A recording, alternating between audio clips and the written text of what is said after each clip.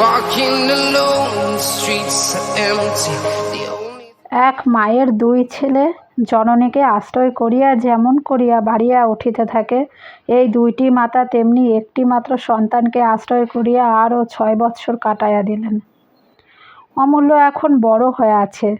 সে entrance স্কুলের 2য় শ্রেণীতে পড়ে। ঘরে মাস্টার নিযুক্ত আছেন। তিনি সকালবেলা পড়াইয়া যাইবার পর অমূল্য খেলা করিতে বাহির হইয়াছিল। আজ রবিবার, স্কুল ছিল না। অন্নপূর্ণা ঘরে ঢুকিয়া বলিলেন, ছোট বউ, কি করি বলতো? বিন্দু তাহার ঘরের মেঝের উপর আলমারি উজাড় করিয়া অমূল্যর পোশাক বাছিতেছিল। সে কাকার সহিত কোনো বড়লোক মক্কেলের বাড়ি নিমন্ত্রণ রক্ষা করিতে যাইবে। বিন্দু মুখ না তুলিয়াই বলিল, কিসের দিদি? তাহার মেজাজটা কিছুটা অপ্রসন্ন। অন্নপূর্ণা রকমারি পোশাকের বাহার দেখিয়া অবাক হইয়া গিয়াছিলেন, তাই তাহার মুখের ভাবটা লক্ষ্য করিলেন না। কিছুক্ষণ নিঃশব্দে চাহিয়া থাকিয়া জিজ্ঞাসা করিলেন, এ কি, সমস্তই অমূল্যের পোশাক নাকি? বিন্দু বলিল, হ্যাঁ। অন্নপূর্ণা বলিলেন, কত টাকায় না তুই অপব্যয় করিস। এর একটার দামে গরিবের ছেলে সারা বছরের কাপড় চোপড় হতে পারে। বিন্দু বিরক্ত হইল, কিন্তু সহজভাবে বলিল, তা পারে, কিন্তু গরিবের বড়লোকে একটু তফাৎ থাকেই। সেজন্য দুঃখ করে কি হবে দিদি? অন্নপূর্ণা বলিলেন, তা হোক বড়লোক, কিন্তু তোর সব কাজেই একটু বাড়াবাড়ি আছে। বিন্দু মুখ তুলিয়া বলিল, কি বলতে এসেছো তাই বলো না দিদি, এখন আমার সময় নেই। তোমার সময় আর কখন থাকে ছোট বউ? বলিয়া তিনি রাগ করিয়া চলিয়া গেলেন। ভৈরব অমূল্যকে ডাকিয়া আনিতে গিয়াছিল। সে ঘণ্টা খানেক পরে খুঁজিয়া আনিল। বিন্দু জিজ্ঞাসা করিল, কোথা ছিলে এতক্ষণ? অমূল্য চুপ করিয়া রহিল। ভৈরব বলিল, ও পাড়ায় চাষাদের ছেলেদের সঙ্গে ডাংগুলি খেলছিল। এই খেলাটায় বিন্দুর বড় ভয় ছিল, তাই নিষেধ করিয়া দিয়াছিল। বলিল, ডাংগুলি খেলতে তোকে মানা করেছি না? অমূল্য ভয়ে নীলবর্ণ হইয়া বলিল, আমি দাঁড়িয়েছিলুম, তারা জোর করে তোমাকে? আচ্ছা, এখন যাচ্ছ, যাও, তারপর হবে, বলিয়া তাহাকে পোশাক পরাইতে লাগিল। মাস 2 পূর্বে অমূল্যর পৈতা হইয়াছিল। সে ন্যাড়া মাথায় জরির টুপি পরিতে ভয়ঙ্কর আপত্তি করিল, কিন্তু বিন্দু ছাড়িবার লোক নয়। সে জোর করিয়া পরাইয়া দিল। অমূল্য ন্যাড়া মাথায় জরির টুপি পরিয়া দাঁড়িয়া কাঁদিতে লাগিল। মাধব ঘরে ঢুকিতে ঢুকিতে বলিলেন, আর কত দেরি হবে গো? পরক্ষণেই অমূল্যের দিকে দৃষ্টি পড়িলে হাসিয়া উঠিয়া বলিলেন, বাহ, এই যে মথুরার কৃষ্ণচন্দ্র রাজা হয়েছেন। অমূল্য লজ্জায় টুপি ফেলিয়া দিয়া খাটের উপর গিয়া উপর হইয়া পড়িল।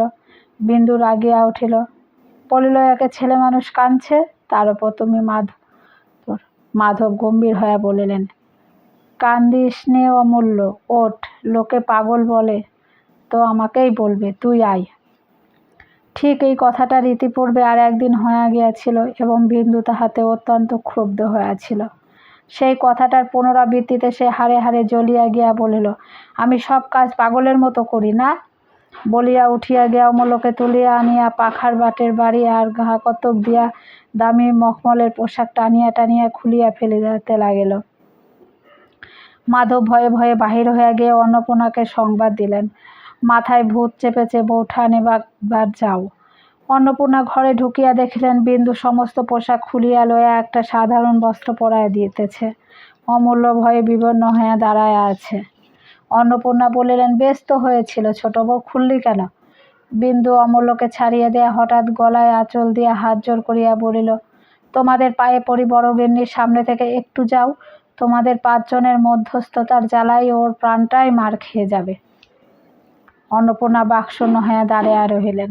বিন্দু অমূল্যের একটা কান ধরিয়া টানিয়া আনিয়া ঘরের এক কোণে দাঁড় করিয়া দিয়া বলিল, যেমন বজ্জাত ছেলে তুমি, তেমনি তোমার শাস্তি হওয়া চাই। সমস্ত দিন ঘরে বন্ধ থাকো।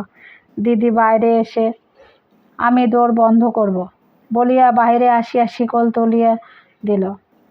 বেলা তখন প্রায় 1টা বাজে। অন্নপূর্ণা আর থাকিতে না পারিয়া বলিলেন, হ্যাঁ ছোট বউ, সত্যি আজ তুই অমূল্যকে খেতে দিবি নে? তার জন্য কি বাড়ি শুদ্ধ লোক উপোস করে থাকবে? বিন্দু জবাব দিল, বাড়ি শুদ্ধ লোকের ইচ্ছে। অন্নপূর্ণা বলিলেন, এ তোর কীরকম কথা ছোট বউ? বাড়ির মধ্যে ওই একটি ছেলে, সে উপোস করে থাকলে তোর আমার কথা ছেড়ে দে, দাসী চাকরেই বা মুখে ভাত তোলে কি করে বল দেখি? বিন্দু জিদ করিয়া বলিল, তা আমি জানি নে। অন্নপূর্ণা বুঝিলেন তর্ক করিয়া আর লাভ হইবে না। আমি বলছি বড় বোনের কথাটা রাখ, আজ তোকে মাপ কর, তাছাড়া পিত্তি পড়ে অসুখ হলে তোকেই ভুগতে হবে। বেলার দিকে চাহিয়া বিন্দু নিজেই নরম হয়ে আসিয়াছিল। কদমকে ডাকিয়া বলিল, যা নিয়ে আয় তাকে, কিন্তু তোমাদেরকেও বলে রাখছি দিদি, ভবিষ্যতে আমার কথায় কথা কইলে ভালো হবে না। গোলযোগটা এখানে সেদিনের মতো থামিয়া গেল। ছোট ভাইয়ের ওকালতিতে পসার হওয়ার পর হইতে যাদব চাকরি ছাড়িয়া দিয়ে নিজেদের বিষয় আশয় দেখিতেছিল। ছোট বধূর দারুণ হাতে যে 10,000 টাকা ছিল, তাহার সুদে খাটাইয়া প্রায় দ্বিগুণ করিয়াছিল। সেই টাকার ক্রিয়দংশ লয়া এবং মাধবের উপার্জনের ওপর নির্ভর করিয়া তিনি গত বৎসর হইতে প্রায় পোয়া টাকা পথ দূরে একখানা বড় রকমের বাড়ি ফাঁদিয়াছিল। দিন 10 হইল তাহা সম্পন্ন হইয়াছিল। কথা ছিল দুর্গাপূজার পরে ভালো দিন দেখিয়া সকলেই তাহাতে চলিয়া যাইবেন। তাই একদিন যাদব আহারে বসিয়া ছোট বউকে উদ্দেশ্য করিয়া বলিলেন, তোমার বাড়ি তো তৈরি হলো মা, এখন একদিন গিয়ে দেখে এসো আর কিছু বাকি রয়ে গেল কি না। বিন্দুর একটা অভ্যাস ছিল, সে সহস্র কাজ ফেলিয়া রাখিয়াও ভাসুরের খাবার সময় দরজার আড়ালে বসিয়া থাকিত।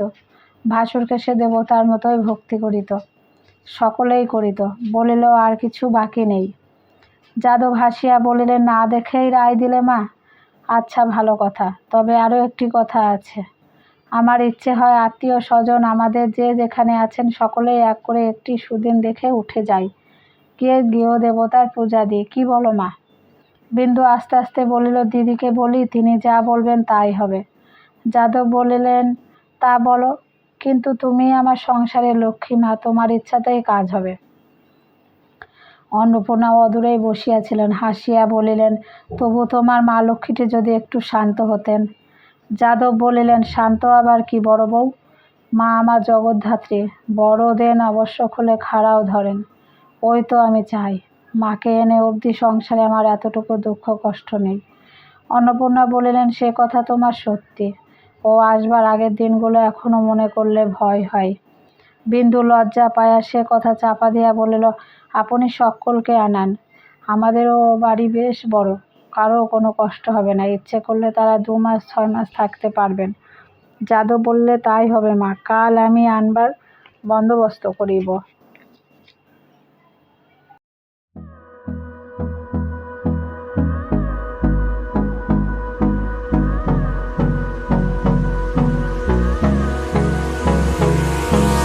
Hold me close till I get up.